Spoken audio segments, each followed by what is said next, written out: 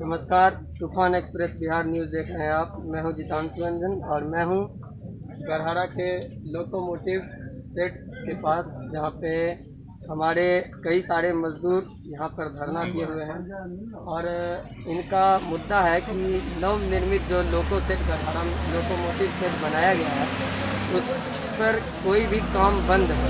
वह बन चुका है लेकिन ना उसका उद्घाटन हो रहा है, ना ही उसमें काम शुरू हो रहा है। और विगत 17 अगस्त यानी पिछले महीने से 17 तारीख से ये लोग लगातार अनवरत यहाँ पर धरना दिए हुए हैं। उनका कहना है कि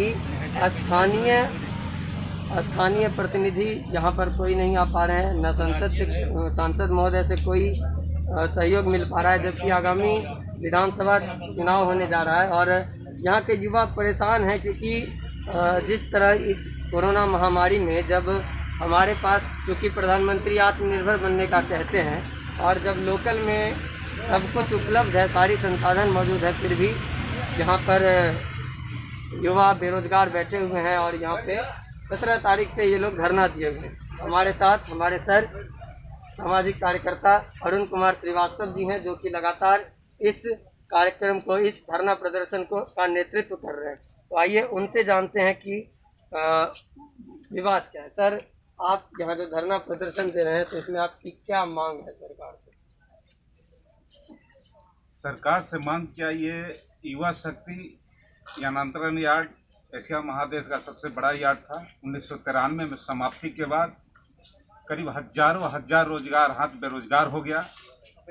1995 से में युवा शक्तियों ने युवा विकास मोर्चा का गठन किया। उस समय से रेल से संबंधित कल कारखाना निर्माण और युवाओं के भागीदारी को लेकर आंदोलन का शंखनाद किया।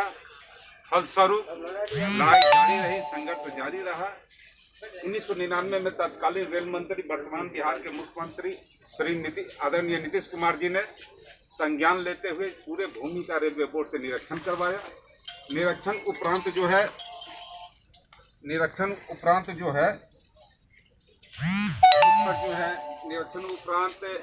भारत का आधुनिक लोकोमोटिव सेट, केंद्रीय भंडार डिपो, आरपीएसएफ बटालियन आदि की स्वीकृति रेलवे बोर्ड ने दिया, जिस क्रम में ये 14 में भारत का आधुनिक लोकोमोटिव सेट आधारशिला इसका रखा गया।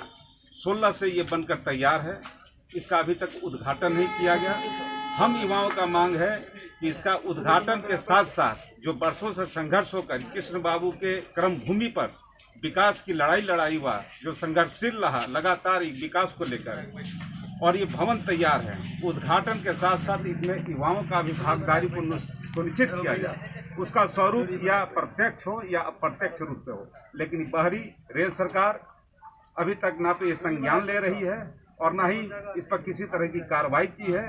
और आने वाला कल युवा विकास मोर्चा, अगर रेल प्रशासन 1 दिन 2 दिन के अंदर अगर सुधि नहीं लेती है तो युवा शक्ति निर्णायक आंदोलन को बाध्य है, जिसकी सारी जवाबदेही रेल प्रशासन की होगी। तो ना अपने स्थिति बहुत गंभीर है। तो सर, अगर मान लीजिए कि जैसे अभी आगामी विधानसभा चुनाव होने वाला है, उसमें तो अगर आचार संहिता लग जाती है तो फिर आप इस धरना को किस तरह से आंदोलन करेंगे?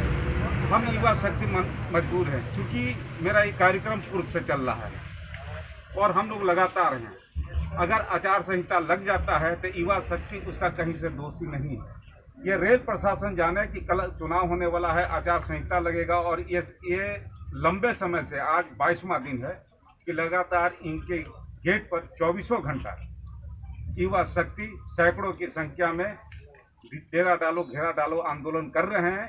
आचार संहिता लगता है उसके बाद भी युवा शक्ति डटा हुआ रहेगा, जिसकी जवाबदेही रेल प्रशासन की होगी। स्थानीय प्रशासन और स्थानीय प्रतिनिधि जो हैं उनसे भी आपको किसी तरह की मदद नहीं मिल पाई? अभी तक तो 22 दिन के अंदर स्थानीय जनप्रतिनिधि या स्थानीय जो नेता टिकटधारी हैं, जो टिकट लेकर सदन में जाना चाहते हैं, अभी तक इस जमीन का शुद्धि उन्होंने नहीं लिया है। वे अपने सदन की लड़ाई के लिए ऊपर में संघर्ष कर रहे हैं। उनको इस आंदोलन से कहीं कोई दूर दूर तक मतलब नहीं है। ऐसा मैंने सुना है कि हमारे बरौनी के ही केशव सांडिल्य रेल जनप्रतिनिधि हैं हमारे सांसद महोदय, तो उनके समक्ष अगर आप कुछ मांग रखना चाहें, क्या वो कुछ आपको मदद करें? अगर वास्तविक अगर वो कोई भी हो, मैं किन्हीं का बुराई नहीं करता हूँ। जो जन समस्याओं से, जो विकास से, रोजगार से, युवाओं से जो ताल्लुक रखता हो, जो संघर्ष करता हो, वास्तविक वे जन संघर्ष कर रहे हैं।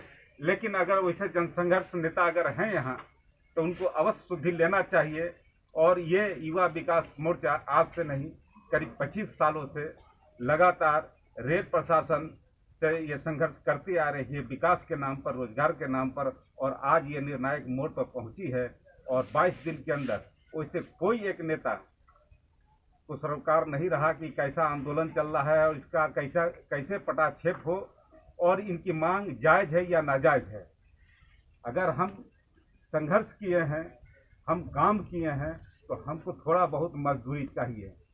हमने 25 सालों तक ये संघर्ष किया कि इतना बड़ा भवन खड़ा हुआ। युवा शक्तियों का ये भवन देन है। और आज युवा शक्ति जब रोजगार के लिए खड़ा होती है, तो युवा शक्ति को साइड रखकर अपना उद्योग धंधा चलाया जा रहा है। ये ठीक बात नहीं है। और इसके आड़ में युवाओं को साइड करके दूसरा जो अगर स्थानीय रेल प्रशासन किसी तरह का अंदर से निर्णय लेता है, तो बहुत उग्र आंदोलन होगा। ये बार बार मैं कहता हूँ कि युवाओं के अधिकार अगर वंचित किया जाएगा, तो इसकी सारी जवाबदेही रेल प्रशासन की होगी। और जहां तक यहाँ के स्थानीय नेता हैं, उनको शुद्धि लेना चाहिए था। आज की ये लड़ाई नहीं है, ये 25 सालों की है। किसी भी नेताओं से, किसी भी अधिकारियों से ये लड़ाई छुपा हुआ नहीं है। हमारे दर्शक जो देख रहे हैं, आप जो चैनल देख रहे हैं, आप उनसे क्या कुछ अपील करना चाहेंगे?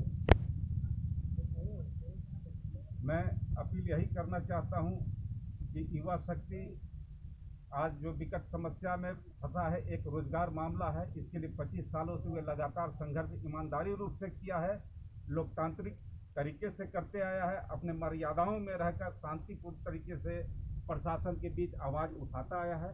जिसका परिणाम है कि गढ़ड़ा में diesel locomotive set, RPSF battalion, केंद्रीय भंडार डिपो जैसे संस्थानों का स्थापना हुआ। और युवा शक्ति आज फंस गया है। युवा शक्ति को आज रेल प्रशासन साइड हटाना चाहती है, इग्नोर करना चाहती है। इस लड़ाई में हम यही लोगों से अपील करेंगे। युवा शक्ति ने 25 सालों तक ईमानदारी का संघर्ष किया है और इस संघर्ष को हमें आप सबों का समर्थन और सहयोग मिले, इसके लिए हम सबों को धन्यवाद, आभार व्यक्त करता हूँ।